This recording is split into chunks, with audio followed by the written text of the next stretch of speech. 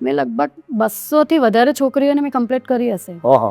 તો મને અત્યારના ગુરુ પૂર્ણિમા હોય ને ત્યારે એ લોકો બધા મને ફોન કરે, મને મળવા આવે અને ગર્વથી કહે કે આ મારા ગુરુ હતા. પણ કે સોશિયલ મીડિયામાં અને એમાં પણ ઘણા નેગેટિવ આવે પણ એ કોઈ દિવસ ધ્યાન નહીં આપ્યું. એટલે એ લોકોને તો પહેલી મેન્ટાલિટી કેવી હોય કે એ લોકો ફોન નહીં હિંચકે, એ લોકો કામ કરશે નહીં. એવું નથી, અમે કોઈ દિવસ એવું નથી કર્યું. ત્યાં એક મજૂરની દીકરી હતી, તે મજૂરની દીકરી તગારા ને બધું ઉચેકતી હતી. એને ભણવું હતું આગળ, પણ એની પાસે ચોપડાના પૈસા નહોતા.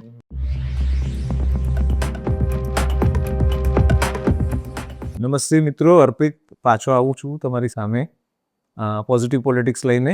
આપણા ઘરમાં એવું કહેવાય કે સ્ત્રીને મહત્વનો મુદ્દો ઘરમાં પૂછવાનું નહીં. સ્ત્રીને છેલ્લે જણાવવામાં આવે કે આ ડિસિઝન લીધું છે. સ્ત્રીને સમાજમાં ઘણી બધી જગ્યાએ, ભલે આપણે એવું કહીએ કે આપણે બહુ બધા આગળ વધી ગયા છે, ભણી ગયા છે, પણ છતાંય સ્ત્રીને છેલ્લે રાખવામાં આવે ડિસિઝન મેકિંગમાં. અને એવા સમયમાં, એવા સંજોગોમાં જ્યારે કોઈ સ્ત્રી સમાજને સેવા આપતી હોય અને સમાજના લોકોએ એને પૂછવું પડતું હોય તો એની આગેવાનીમાં, સ્ત્રીની આગેવાનીમાં એક આખું એરિયા જો એ સ્ત્રી સંભાળતી હોય તો એવા પોલિટિકલ ઇન્ડિવિજ્યુઅલને આપણે આ પોડકાસ્ટમાં આવકારીએ તે તો કેટલી સરસ વાત કહેવાય. એક ડાયનામિઝમ ચેન્જ થઈ રહ્યું છે સમાજમાં. સ્ત્રીઓ પોલિટિક્સમાં તો આવી જ રહી છે, પણ નેતૃત્વ પણ કરી રહી છે. ઘણા વર્ષો પહેલાં તમે કદાચ કોઈક આપણા પ્રધાનમંત્રી પણ હતા, તે પણ સ્ત્રી જ હતા. અને ઘણી બધી સ્ત્રીઓ હવે આગળ આવી રહી છે. આ પોડકાસ્ટનો એક જરિયાથી અમે એ પણ કહેવા માંગીએ છીએ કે પોઝિટિવ પોલિટિક્સમાં તમે માનો, ખાલી પોલિટિક્સને નેગેટિવલી જોવાનું બંધ કરો. એક્ટિવ થાઓ. તમે સ્ત્રી છો, પુરુષ છો, એની સાથે કાંઈ લેવા દેવા નથી. સમાજને જરૂર છે, લોકોને જરૂર છે, એમાં આવો. આજે અમારી સાથે જયશ્રીબેન વરિયા જે કોર્પોરેટર છે, અમારી સાથે જોડાયા છે. છેલ્લા 10 વર્ષથી એક્ટિવ છે, કદાચ વધારે હશે. વધારે આપણે પોલિટિકલ એમની જર્ની જે છે તે એમની સાથે બેસીને સાંભળીશું. જયશ્રીબેન, આપનું સ્વાગત છે પોઝિટિવ પોલિટિક્સમાં. જેમ મેં તમને વાત કરી કે અમને પોઝિટિવ વાતોમાં વધારે ઇન્ટરેસ્ટ છે, કારણ કે ઘણા કામો કર્યા છે એટલે અમને તમને અહીંયા નિમંત્રણ આપ્યું છે. કામો કર્યા છે તો બોલી શકશું, બરાબર છે. જે કામ નથી કર્યા તે શું બોલે? બરાબર. આગેવાની આપી છે તમને જે તે પાર્ટીમાં તમે છો, કારણ કે તમે કામ કર્યા છે. એમને એમ તો કોઈ તાજ ના આપે. તો જયશ્રીબેન, તમે પ્લીઝ કહો ને તમારા વિશે. મારું નામ જયશ્રી વરિયા. હું વોર્ડ નંબર 6 ના કોર્પોરેટર છું. Ward number 6. એમાં કયો area? Katargam. Katargam. Ward number 6 કતારગામનો કોર્પોરેટર છું. મારો જન્મ સુરતમાં જ થયો અને હું પોતે ઓબીસી સમાજમાંથી આવું છું, પ્રજાપતિ સમાજમાંથી. ઓકે. મારું એજ્યુકેશન મેં ડબલ ગ્રેજ્યુએશન કર્યું. અચ્છા. અને 11મા ધોરણમાં યુનિવર્સિટી ખાતે પ્રી પીટીસી કર્યું હતું. 11મા ધોરણમાં ત્યારે મેં પ્રી પીટીસી કર્યું. ઓકે. ત્યારબાદ કોલેજ કાળ દરમિયાન હું પોતે પણ ઇલેક્શનમાં પણ ઊભી રહેલી એઝ અ એલઆર તરીકે. એટલે પહેલેથી જ આમ આગળ આવવાની તમારી જિજ્ઞાસા. બહુ સરસ. પહેલેથી જ કંઈક નવું કરવાની ને એવી જિજ્ઞાસા. પણ ધમાલી એટલે કઈ રીતની આગળ વધવાની, પ્લસ કંઈક નવું શીખવાની. આપણે લોકોના મનમાં એવું હોય કે કોલેજમાં જો આ નેતૃત્વ લીધું હશે ને તો આપણે પાર્ટી ધમાલવાળી હશે. બરોબર, પ્લીઝ. પણ મારું બાળપણ એ રીતનું ગયું, કારણ કે હું પોતે 9મા ધોરણમાં હતી ત્યારે મારા ફાધરની તબિયત બગડી ગઈ હતી. એમને ત્યારે જ પેરાલિસિસ ને એવું થઈ ગયું. મારા 2 ભાઈઓ છે, તો બંને ભાઈઓ બહુ નાના હતા. હું પોતે 9મા ધોરણમાં હતી, તો એ એક 7મા ધોરણમાં, એક 3જા ધોરણમાં. ત્યારથી પછી અમે બહુ તકલીફમાં હતા. પણ મારો ભાઈ હતો, એમણે અમને ભણાવ્યા. 10 પછી એણે પણ ભણવાનું એણે ટેકનિકલ લાઈન હતી એમની, પણ એણે છોડી દીધું અને અમને લોકોને ભણાવ્યા. ત્યાર પછી અમે પણ જે સ્ટડી કરતા બહુ જ અમે કઈ રીતે આગળ આવ્યા એમ જોવા જાય ને તો નાના હતા ત્યારે મને પાછું કલ્ચરમાં, સાંસ્કૃતિક એવા બધામાં શોખ વધારે. તો પછી મને એમ થયું કે જોડે જોડે આપણે પણ કંઈ કરતા જઈએ તો આપણે પણ પપ્પાને મદદ કરી શકીએ, આપણે પોતે ભણતર જાતે ભણી શકીએ ને આપણે એ રીતના આગળ વધી શકીએ. તો હું લંચ બોક્સમાં મહેંદી ને એવું પલાળીને લઈ જતી. કારણ કે અમારી પાસે એવી કોઈ ફીસ કે એવું ભરવાની શક્તિ નહોતી મારા પપ્પાની કે અમે એમાં ભરીને આપણે કંઈ શીખી શકીએ. પણ પહેલેથી જિજ્ઞાસા આવી, કોઈ દિવસ હિંમત નહીં હારી. અમારો એ દિવસો એવા ગયેલા કે ખરેખર બહુ જ તકલીફ હતી. અમે એવી રીતના જર્ની કરી છે, પણ કોઈ દિવસ હિંમત. મારા મમ્મી અમને બહુ એપ્રિશિએટ કરતા, કારણ કે મારા મમ્મી પોતે એ મેટ્રિક ભણેલા તે વખતે, પણ એમના વિચારો ઘણા સારા હતા. એવું માનતા. મારા પપ્પા થોડા નેરો માઇન્ડેડ હતા કે દીકરીએ બહાર નહીં જવાય, દીકરી કઈ કામ નહીં કરી શકે, કે સમાજ એવું વિચારશે કે દીકરીના પૈસાથી હા એવું બધું. પણ મારી મમ્મી હંમેશા કહેતી, આજે પણ એવું છે, મારી મમ્મી હંમેશા કહેતી કે નહીં, એ કંઈ કરશે તો એના વિચારો એવા થશે, પોતે એ કંઈક કરી શકશે, અને એમને બેસી રહેશે તો એનું થિંકિંગ પણ જે એને આગળ વધવું છે એ વધી નહીં શકશે. આવી રીતના ઘરમાં બધું ચાલ્યા કરતું હતું. પછી ત્યાર પછી ગ્રેજ્યુએશન કર્યું, ભણ્યા, કોલેજમાં ગયા. કોલેજમાં પણ ઘણો સારો પ્રતિસાદ મળ્યો. તે કોલેજમાં પણ મેં ઇલેક્શનમાં ઊભી રહી એઝ એ LR તરીકે, અને ત્યાંય મેં NSS લીધું હતું, સામાજિક કાર્ય. એમાં સામાજિક કાર્યમાં કેવું હોય કે ઘણી વખત અમને મોકલતા, એક દિવસના વન ડે કેમ્પ હોય. હા, તો એમાં કેવું, એક અમને તળાવ પૂરવા આપ્યું હતું. હવે કોલેજના સ્ટુડન્ટ્સ તે હો અમે મહિલા, અને તે હો પાછી તળાવ પૂરવાનું. હા, હવે એ એટલે મતલબ સામાજિક કાર્ય દારે કરતા હતા. એ જ રીતે અમે યુનિવર્સિટી પર યશ બધા જ હતા ને કોલેજના બધા, એક આ રાતે ધ્યેય તો એ જ હતો, તળાવ પૂરવાનો. એટલે આવી રીતના બધા સામાજિક કાર્યો કોલેજમાં. છોકરાઓને આપણે સમાજ સેવામાં કહીએ ને કે તળાવ પૂરવા જવાનું છે, તો એ નોર્મલી 60-70 કિલોમીટર દૂર હોય. એ 60-70 કિલોમીટર દૂર જંગલમાં મોર નાચ્યો, કોણે જોયે એવું કરીને હા પુરવાઈ ગયું છે આવી જાય, અને તળાવમાં પાણી વધતું જાય ને ગામવાળા પાછા કમ્પ્લેન કરવા પાછું. એટલે આજકાલની પ્રજા એ સમજવાનું છે કે લોકો પ્રતિનિધિ એમને એમ નથી થયા, તળાવ પૂર્યા છે. બોલું બીજી વસ્તુ, ત્યારે અમે કેમ્પમાં પણ યુનિવર્સિટીમાં પણ કેમ્પ કર્યો હતો. આ જે યુનિવર્સિટી છે ત્યાં, સાઉથ ગુજરાત યુનિવર્સિટી, ત્યારે તો બધું જંગલ જેવું હતું, પણ ત્યારે નવી પ્રયોગશાળા એ લોકોએ બનાવેલી. તો ત્યાં જ અમને રહ્યા, કોઈ સુવિધા નહીં. 10 દિવસનો કેમ્પ ત્યાં કર્યો હતો. ત્યાં અમને બાવળ કાપ્યા, બાવળ કાપવાના હતા. હવે બાવળ તો કેવા કાંટાવાળા હોય, એ અમને વાગ્યા છે. અમે જાતે ડ્રેસિંગ કરતા, અને એવી રીતના 10 દિવસ રહ્યા મચ્છરની વચ્ચે.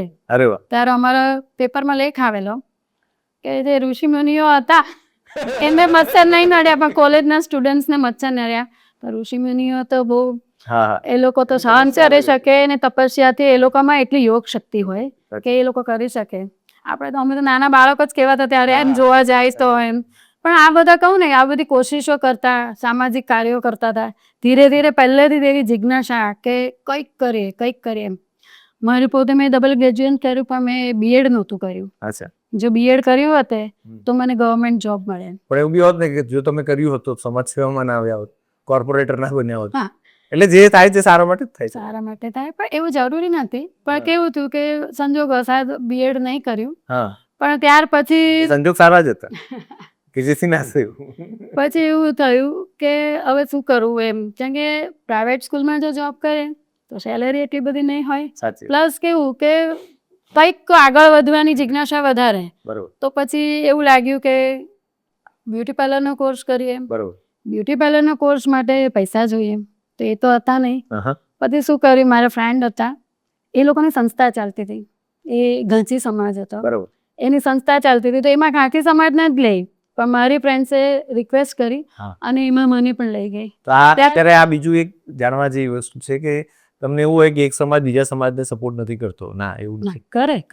એટલે તમે એમ માનો કે મારા સમાજમાં મારું કંઈ નથી, એવું નથી. દુનિયા આખો એક સમાજ છે, એટલે મારો સમાજ તમારું સમાજ ના કરો.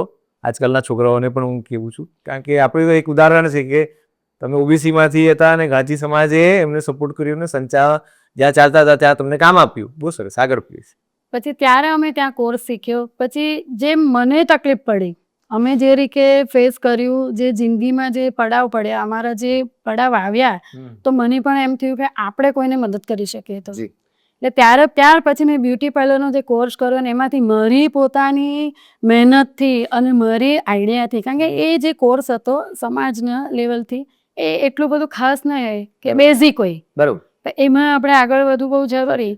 ત્યાર પછી મારી હાથ નીચે મેં લગભગ 200 થી વધારે છોકરીઓને મેં કમ્પ્લીટ કરી હશે. ઓહો, તો મને ખૂબ આનંદ હતો. પોતાની આજીવિકા ચાલુ થઈ. બધા ગરીબ વર્ગના, કેમ કે મેં પોતે એવી રીતના જીવન હાર્યું અને કેવી રીતના મહેનતથી હું આગળ આવી. સાચી. તો મને પણ એમ થયું કે આવા વ્યક્તિ હોય એને આપણે આગળ લાવી શકીએ. તો હું ખૂબ, કારણ કે મારે પણ વસ્તુ લાવવાની હોય, એના લીધે મારે પણ પૈસાની જરૂર પડે, એટલે બહુ નજીવી કિંમતથી એ લોકોનો હું કોર્સ કરાવતી.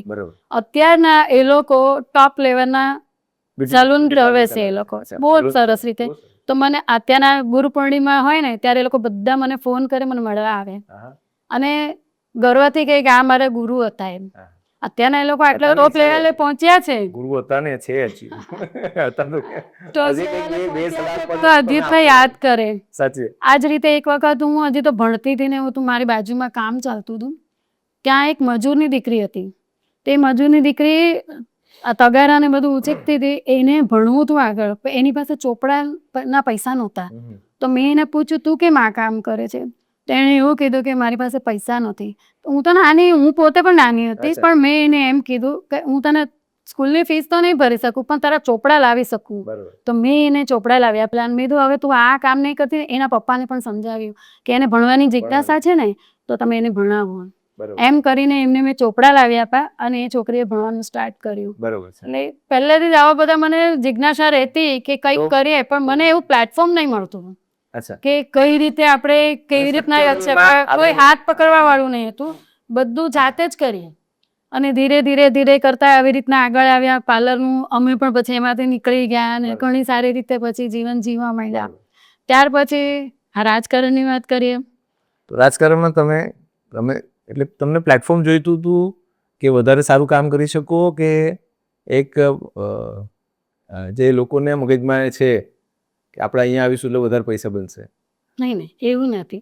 એટલે આ કડક સવાલ એટલા માટે કરું છું કારણ કે લોકોને જે પરસેપ્શન છે ને, એ પરસેપ્શન બી બદલવો જરૂરી છે. એટલે કોઈ પણ પોલિટિકલ ઇન્ડિવિજ્યુઅલ એના મેં પ્રશ્ન પૂછે કે કેટલા વધારે પૈસા બનાવ્યા એમ, ત્યારે ખબર પડે કે એકચ્યુઅલી આ જવાબદારીનો તાજ છે. એમ નહીં.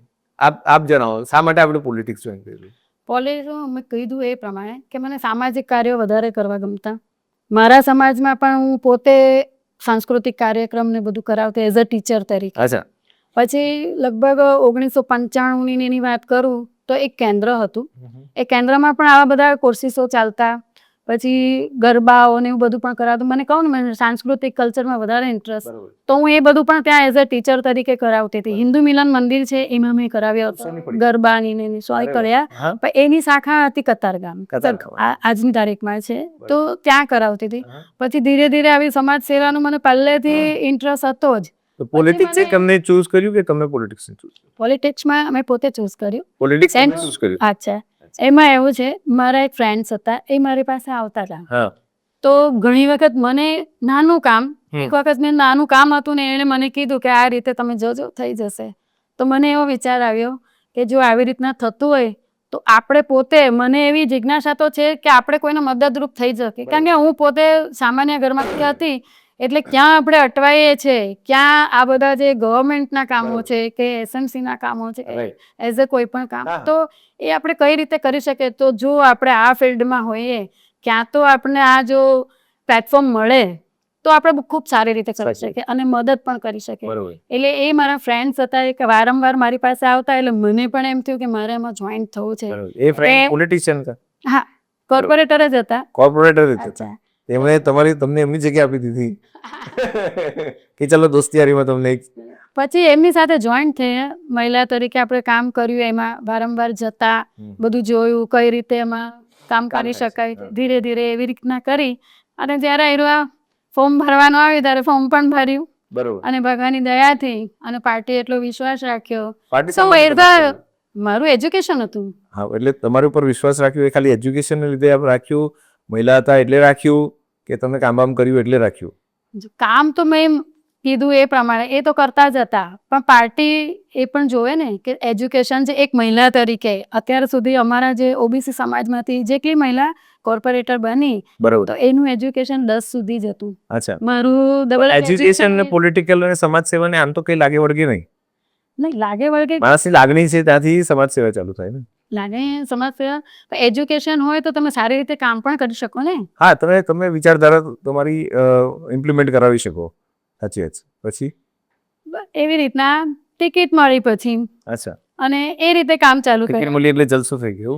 નહીં જલસા એટલે આનંદનો જલસો હોય કે ટિકિટ મળ્યાથી આપણે સામાજિક કાર્ય કરી શકશું, લોકોનો ઉપયોગ કરી શકશું, લોકોનો ઉપયોગ આવશું આપણે, અને સારી રીતે એ લોકોના કામ હોય એનું આપણે નિવારણ લાવી શકીએ, એનો જલસો હોય. એટલે એ આનંદ. એટલે લોકોને સમજાવો છો તમે તમારા બોર્ડમાં કે આ જલસો નથી, આ કાંટાળો તાજ હોય છે. જ્યારે તમે ગાળો બોલો છો ને ત્યારે લોકોને તો કઈ બે દ્રષ્ટિ હોય કે એ લોકો નેગેટિવ પણ વિચારે અને પોઝિટિવ. મહિલા તરીકે તમે નેતૃત્વ લો તો બહુ બધી અલગ પ્રકારની વિચારધારાઓ બધા ઝૂમતા હોય.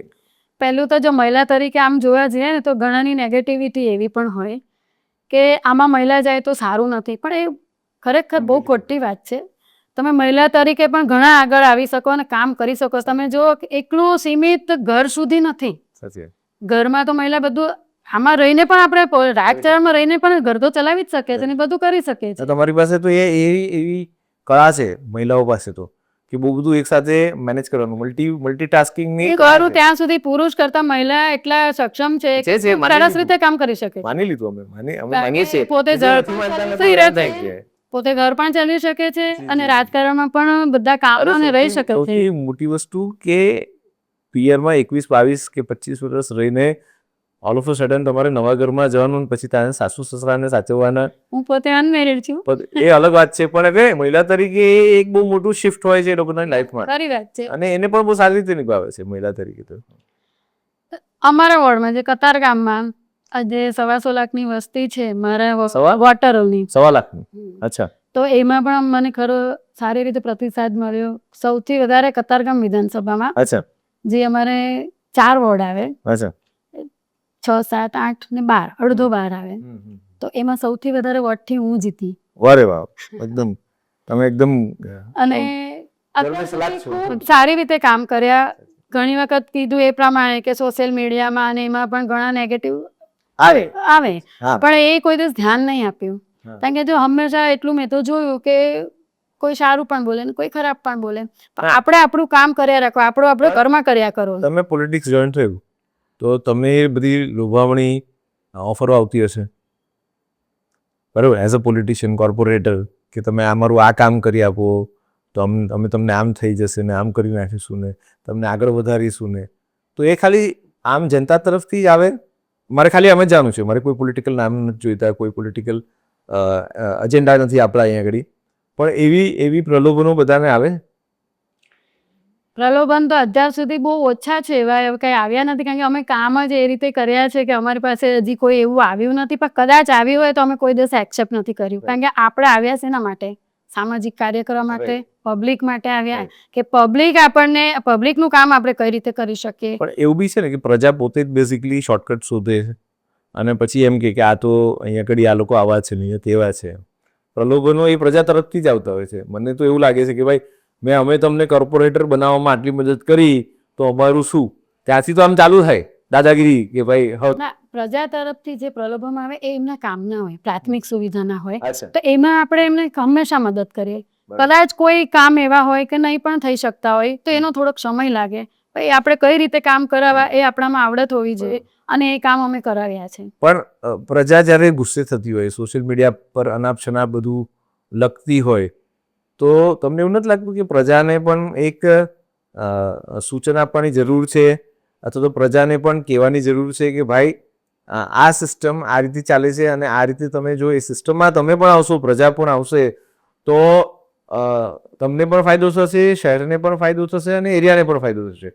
ફોર એક્ઝામ્પલ રાવ સાહેબ હતા, એમણે સુરત શહેરને ચોખ્ખું કરવાની એક પોઈન્ટ એ લીધેલું અને એ પોઈન્ટમાં લોકોએ પણ એને સપોર્ટ કર્યો અને આજે કદાચ સુરત શહેર હમણાં જ ડિક્લેર થયું કે પાછું number 1 clean city of India બન્યું, રાઈટ?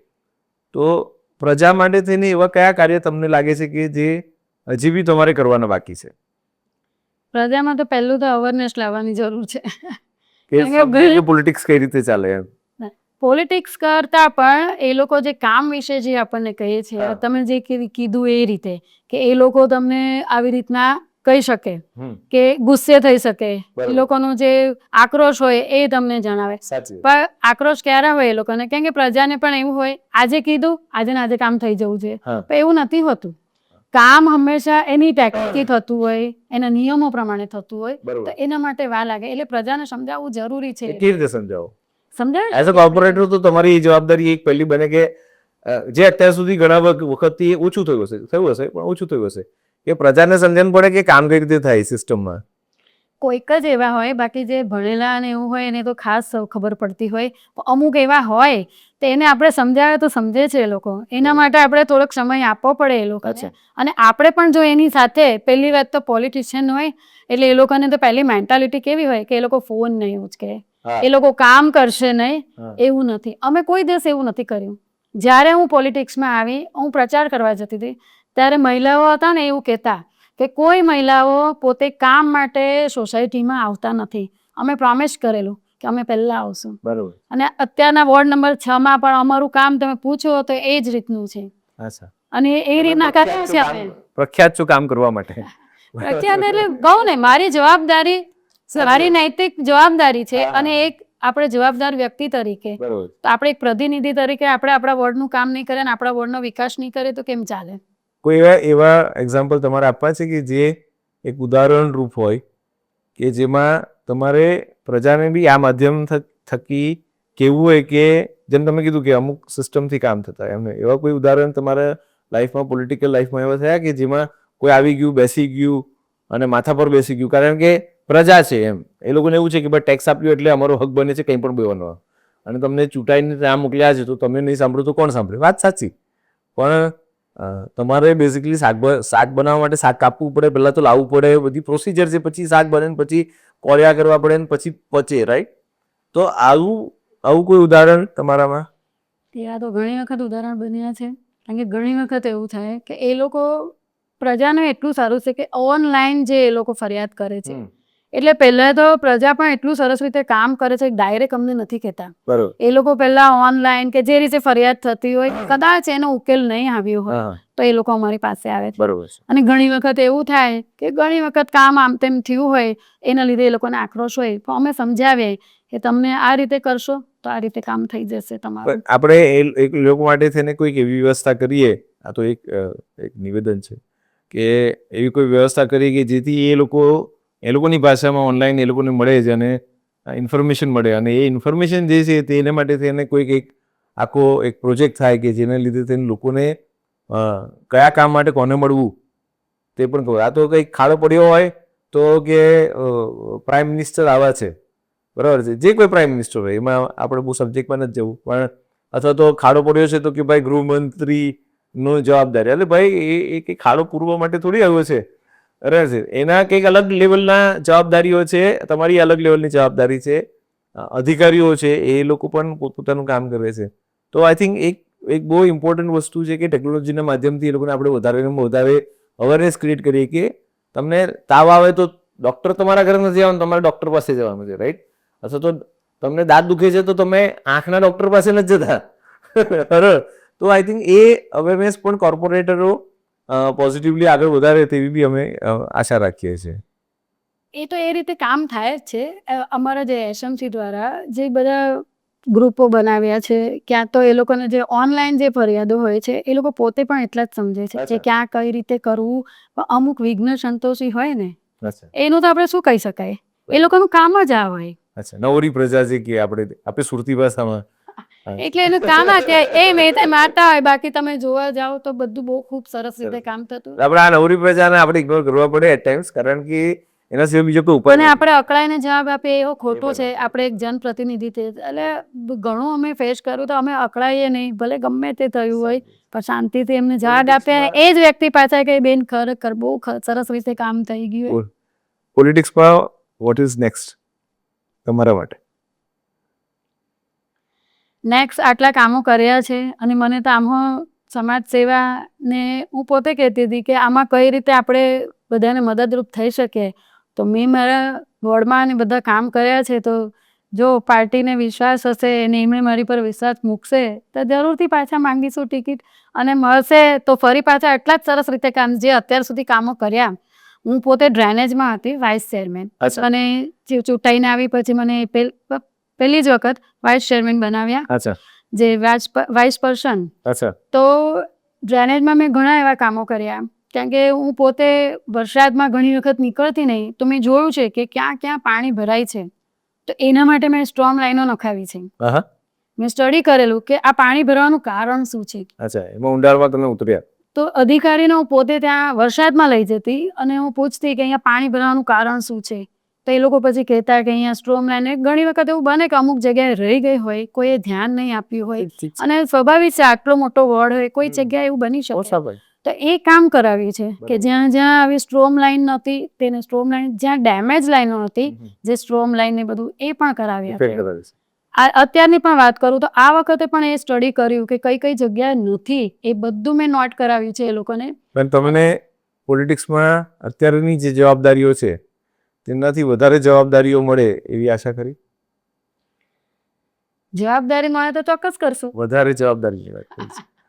વધારે નહીં, વધારે જવાબદારી મળશે તો એ રીતે કામ કરશું. બરોબર.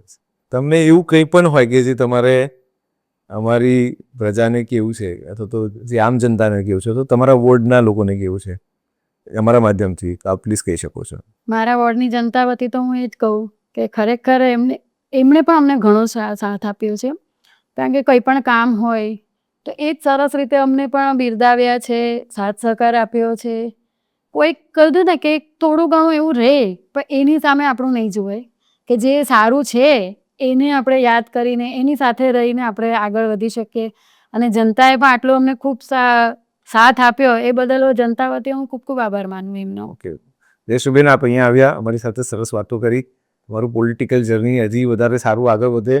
અમને એવું લાગે છે કે તમને વધારે જવાબદારી જોઈએ છે, અને જવાબદારી તમને જે તે પાર્ટીમાં હોય એ પાર્ટીમાં વધારે જવાબદારી, વધારે હોદ્દો મળી રહે એવી અમારી અભ્યર્થના, એવી આશા. એ સહ આપનો ઘણો ઘણો આભાર. Thank you so much.